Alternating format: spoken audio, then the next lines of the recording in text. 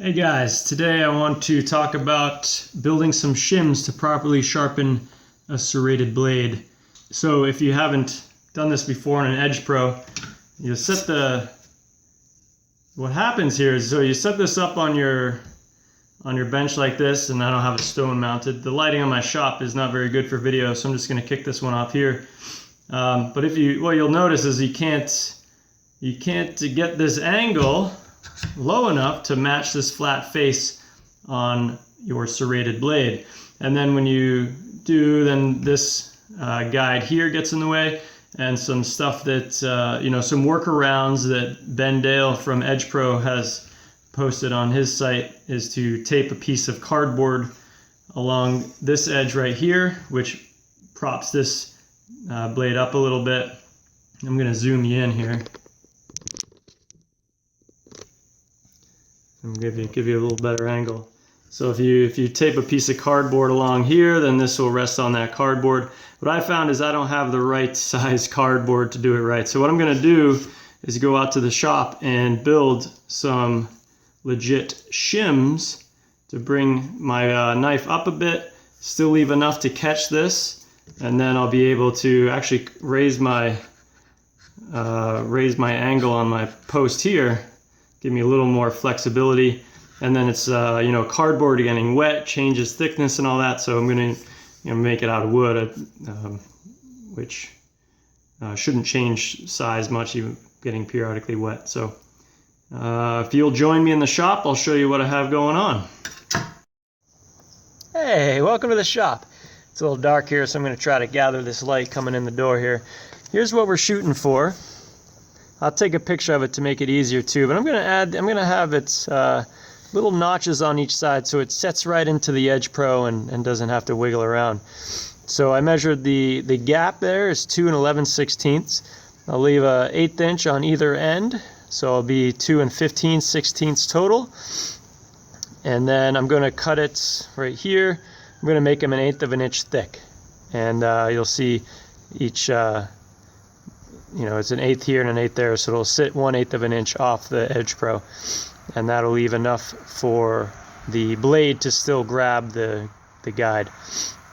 So first thing I'm going to do is set up a piece of wood 2 15/16 wide, and then I'm going to make it 3/4. I'm going to try to just punch out a bunch of these at once in the event, this is going to be a weak joint here, so I imagine I might snap a few of them.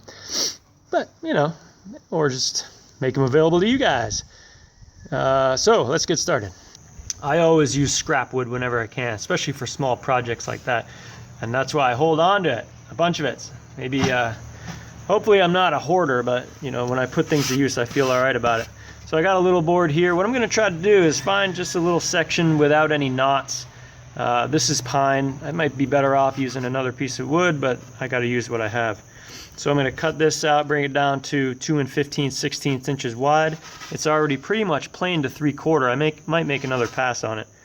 We'll see what we need to do.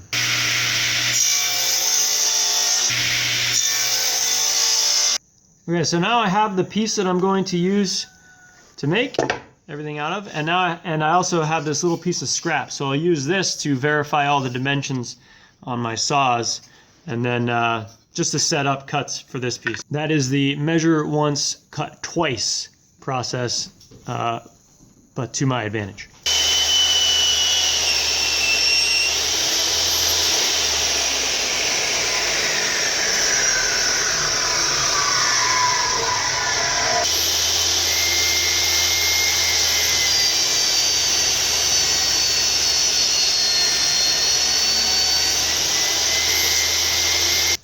I consider the table saw to be the most dangerous tool in my shop, so every time I fire it up, I think about my fingers, and I make sure I don't put them into that blade. This is the cut that I like the least about this job, but what I'm going to do is, so I can get a few of them out of this piece of wood, I'm going to make a pass of the blade along here and on the other side. So then what I'll be left with is like 2 wings on this piece.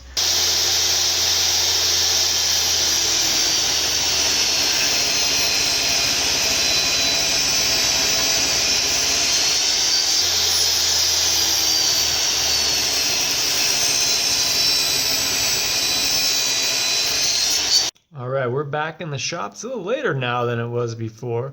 We're going to do our next few cuts.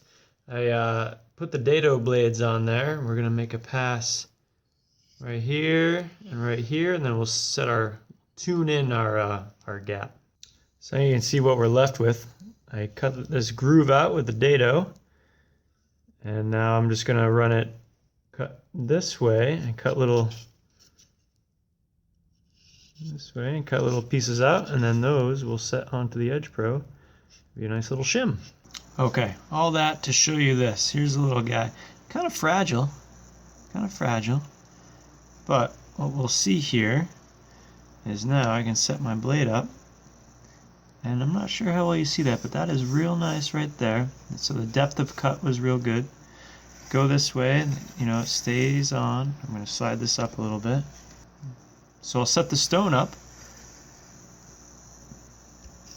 but I think I have a nice little shim here. Okay, so I'm going to title this video How to Sharpen a Serrated Blade on an Edge Pro, and I went through a bunch of stuff right there. But now let's get down to, let's say you've got your rig set up. Similar to what we do with other stuff, put a little felt tip right around the right around one of these, and then take a few passes with this. Oh, I'm starting with a 220. It might be a little bit much, but I can already see that I am too low, so I can that's good. That means I can come up a little bit.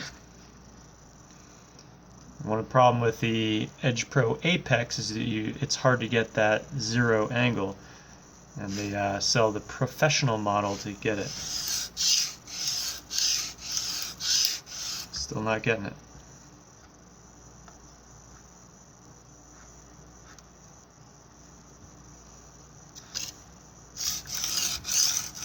There we go. That's not bad. What the idea is you remove that felt tip around the whole circumference of that serration. That's just about there. Yeah, that's pretty good. You'll notice the blue tape, probably not necessary, but when I was doing some tactical knives with serrations, I felt like it was really easy to mar the face of the knife. For a kitchen knife, the appearance doesn't matter so much, but for tactical knives it does. And in this case, the blue tape is just thick enough to push that stone up a little bit. So you will notice, you know, the stone rubbing up against the blue tape. Try to keep it to a minimum with the angle we set. But for now, that's the practice I'm using. So now I'm just going to cycle through some stones, only sharpening this side, and then I'll tune back in with you to show you how we deburr this side of the blade.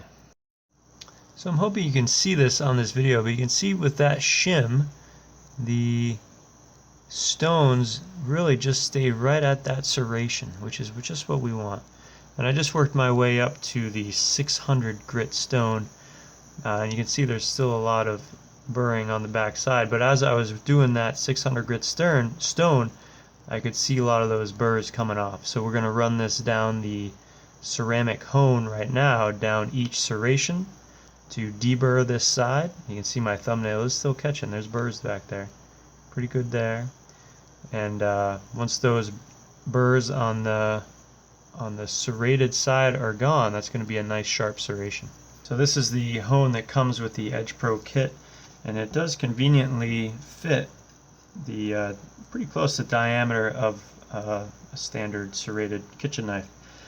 The way I try to do this, I hold it with serrations up, stone on the bench, and I can see the burr because it's shiny. You won't be able to see it in this video, but I start at one end of the blade.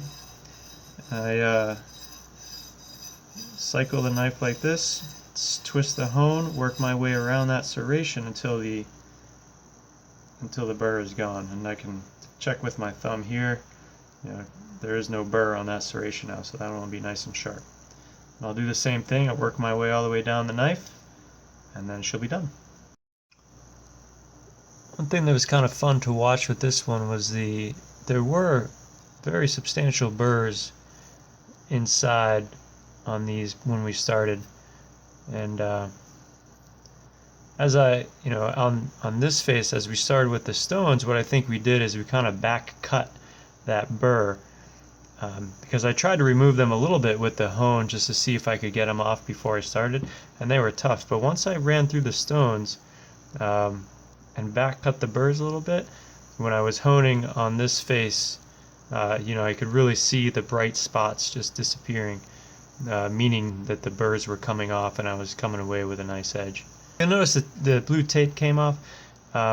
With the proper setup and the shims and this long serrated blade, it was unnecessary to protect this face, because I really was just getting the stone right around that circumference of each serration.